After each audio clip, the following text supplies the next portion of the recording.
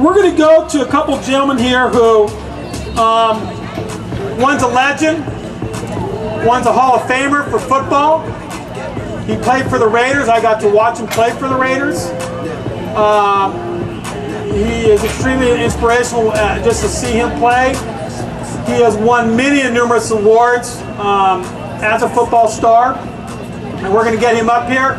The first person from the NFL, from the Oakland Raiders, Mr. Jim Otto. Please give him a big warm welcome.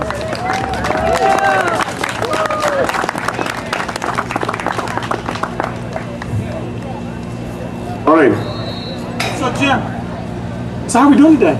Doing great. Beautiful day here in Stanford. This is awesome.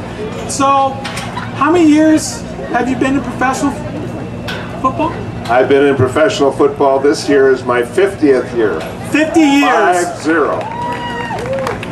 50 years, and has it all been with one organization? With one organization. And that organization is? The Oakland Raiders. All right.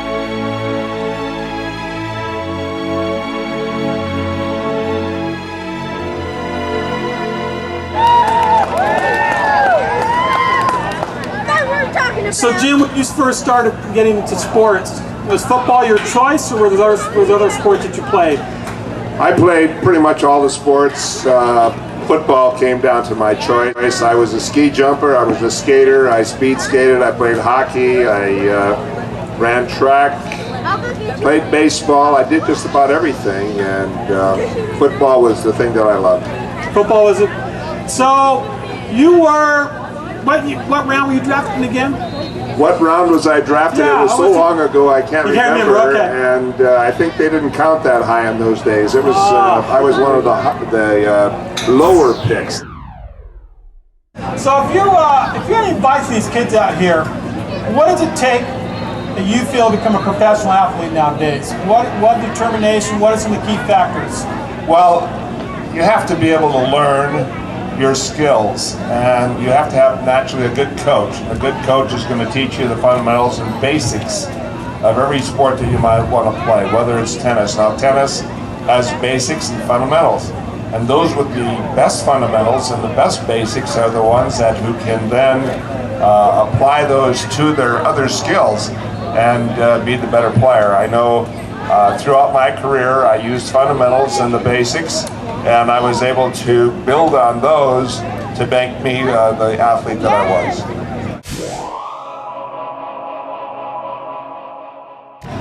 So you can't just go out there and start being a player. You got to be able to have some goals set. You got to be able to have some realistic reaches to go for. It's got to be a step process.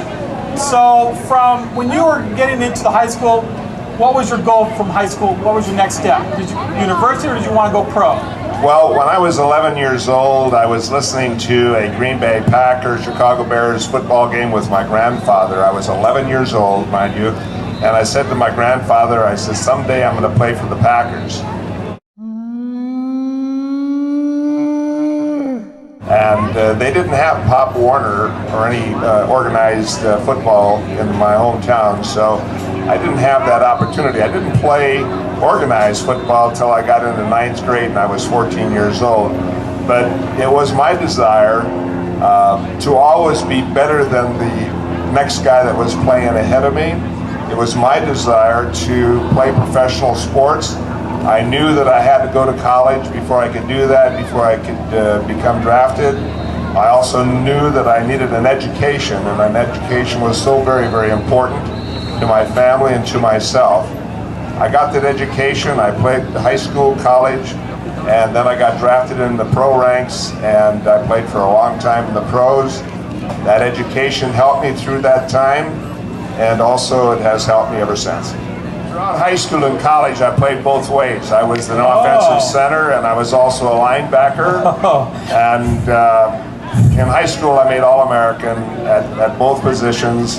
I went to college. I played both positions in college, and set a record at the University of Miami, Florida for tackles. So I really enjoyed defense, but I got hurt quite often in playing defense. I hit people very hard, and I was quite reckless.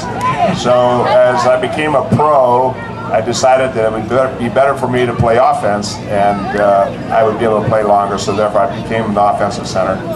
Oh, that's awesome. Okay, so do you have any questions? Remember, he's a Hall of Famer, folks. Yeah. It is very, very rare that we get a Hall of Famer ever come to this. So how many questions? Yes, right here.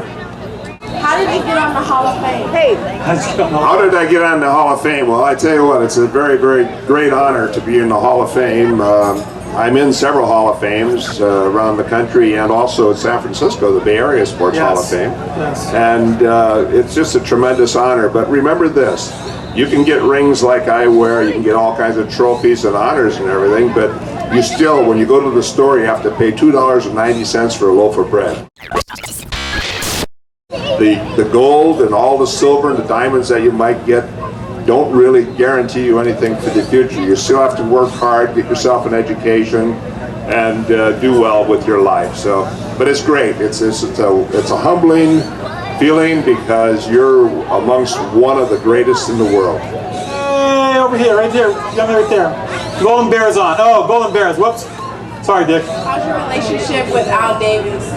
What's your relationship with Al Davis? He is a very good friend of mine. He's almost like a big brother to me. We've been together for many years, and Mr. Davis is one of the most brilliant football minds in the world. Please let's give a big hand for Mr. Jim Otto from the Oakland Raiders. Jim, thank you very, very much for being here. I appreciate it. Thank you.